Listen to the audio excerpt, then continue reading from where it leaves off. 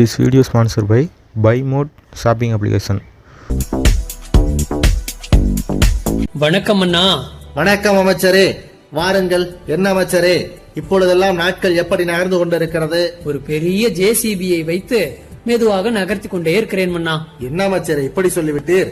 பின் என்ன மன்னா, எல்லோரையும் போல எனக்கும் 24 மணி நேரம் தான், அப்படியே நகர்த்தி கொண்டுதான் இருக்கிறேன். ஆனால் இப்போதெல்லாம் கொஞ்சம் முன்னெச்சரிக்கையோடு நடந்து கொண்டிருக்கிறேன் மன்னா. நீங்கள் கூட சில நாட்களுக்கு முன்பு சொன்னீர்களே முன்னெச்சரிக்கைகளை பற்றி, அதையெல்லாம் கடைபிடித்துக் கொண்டு நாட்களை நகர்த்தி கொண்டிருக்கிறேன். முன்னெச்சரிக்கையோடு நடந்து கொள்ளுகிறீர்கள் சரி, ஆனால் முன்யோசனையோடு இருக்கிறீர்களா? மன்னா, என்ன மன்னா காலையிலேயே உங்களுக்கு ஆகிவிட்டது? முன்னெச்சரிக்கை என்றால் என்ன, முன் யோசனை என்றால் என்ன? இரண்டும் ஒரே யோசனை தானே? அமைச்சரே, முன்னெச்சரிக்கையும் முன் யோசனையும் ஒன்று போல் தெரிந்தாலும் இரண்டும் ஒன்றல்ல. புயல் வருகிறது, வெள்ளம் வருகிறது, பொதுமக்களை உஷாராக இருங்கள் என்று அறிக்கை விடுவது முன்னெச்சரிக்கை. வெள்ளம் ஊருக்குள் வராமல் தடுப்பதற்கு என்ன வழி? அணையை உயர்த்தி கட்டுவது, ஆற்றை ஆழப்படுத்துவது, ஆற்றின் கரையை வலுவாக அமைப்பது போன்ற ஆக்கப்பூர்வமான செயல்பாட்டினை செய்ய வைப்பது முன் யோசனை. ஆக முன் யோசனை என்பது நெடுநாளைய கனவுகளை, நெடுநாளைக்கு வேண்டிய நல்ல வழிகளை திட்டமிட்டு செயல்படுத்த என்பதுதான் முன் யோசனை. தொலைநோக்கு பார்வைதான் முன் யோசனை. சிறிய விஷயமாக இருந்தாலும் சரி, பெரிய விஷயமாக இருந்தாலும் சரி, நாளைக்கு என்ன டிஃபன் செய்யலாம், மதியம் என்ன சமையல் செய்யலாம், அதற்காக பதார்த்தங்கள் எல்லாம் இருக்கிறதா, இல்லை என்றால் அதை உடனே வாங்கி வைத்துக் கொள்ள வேண்டும் என்று எண்ணுவது, அடுத்த வாரம் கலந்து கொள்ளும் திருமணத்திற்கு எந்த மாதிரியான உடை உடுத்துவது என்று கற்பனை செய்வதும் கூட முன் யோசனைதான். அதே போல வீடு எப்படி கட்ட வேண்டும், பூஜை ரூம் எந்த இடத்தில் இருக்க வேண்டும், சமையல் அறை எங்கே வைக்க வேண்டும், படுக்கை அறை, வரவேற்பு அறை, அலமாரிகள் இவைகளெல்லாம் எங்கே எப்படி இருக்க வேண்டும் என்று நினைப்பதும் ஒரு முன் யோசனை தான். தொழிலில் கூட லாங் டேர்ம் பிளான் என்று சொல்லுவார்கள், அதாவது நெடுநாளைய திட்டம். இந்த திட்டம் வலுவாக இருந்தால்தான் தொழில் சிறப்பாக அமையும். இதுவும் கூட ஒரு முன் யோசனை தான். ஒருவனுக்கு ஒருவேளை உணவுக்கு மீன் கொடுப்பதை விட மீன் பிடிப்பதை கற்றுக்கொடு என்பது சீன பழமொழி.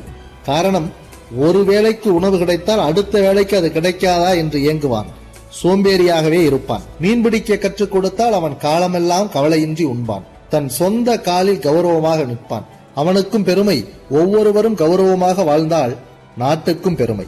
ஆக முன் யோசனை வேறு முன்னெச்சரிக்கை வேறு என்று சொல்கிறீர் மன்னா. சிறப்பு மன்னா, சிறப்பு. நான் இப்படி செய்யலாம் என்று இருக்கிறேன் மன்னா. எப்படி செய்ய போகிறீர்கள்? தங்கம் விலை வேறு ஏறிக்கொண்டே இருக்கிறதா, அதனால் எவ்வளவு வட்டி ஆனாலும் சரி, கடனை உடனேயாவது வாங்கி கிலோ கணக்கில் தங்க கட்டிகளை வாங்கி சேமித்து வைத்து விடலாம் என்று இருக்கிறேன். எப்படி என் முன் யோசனை?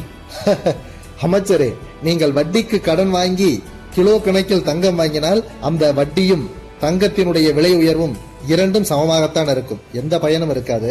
இப்படித்தான் உங்களை போன்று முன் யோசனை என்கிற பெயரில் எதையோ செய்து மற்றவர்களின் நகைப்புக்கும் கோபத்திற்கும் உள்ளாகிறார்கள். ஒரு வேடிக்கையான கதையை சொல்லுகிறேன், கேளுங்கள்.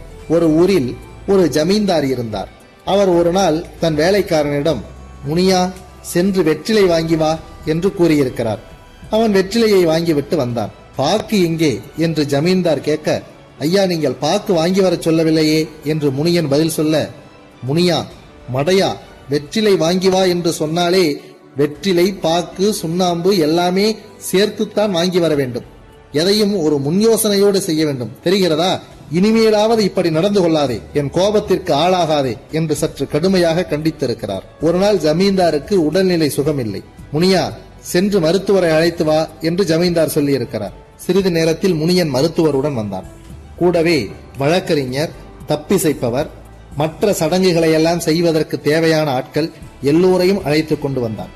இவர்களையெல்லாம் எதற்காக அழைத்து வந்திருக்கிறாய் என்று அந்த ஜமீன்தார் கேட்டார். நீங்கள் தானே ஐயா சொல்லியிருக்கிறீர்கள் எதையும் முன் யோசனையோடு செய்ய வேண்டும் என்று.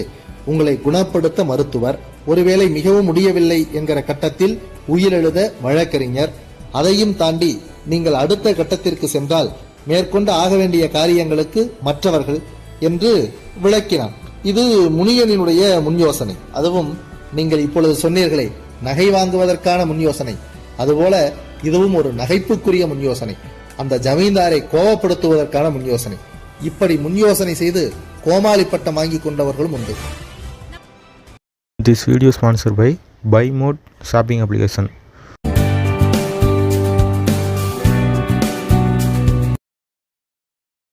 வந்திருக்கும் அத்தனை தமிழ் நெஞ்சங்களுக்கு என்னுடைய நன்றிகள். போர் அடிச்சா மன்னிச்சிருங்க, ஏதாவது ஸ்பார்க் அடிச்சா ஏத்துக்கங்க. Free advice.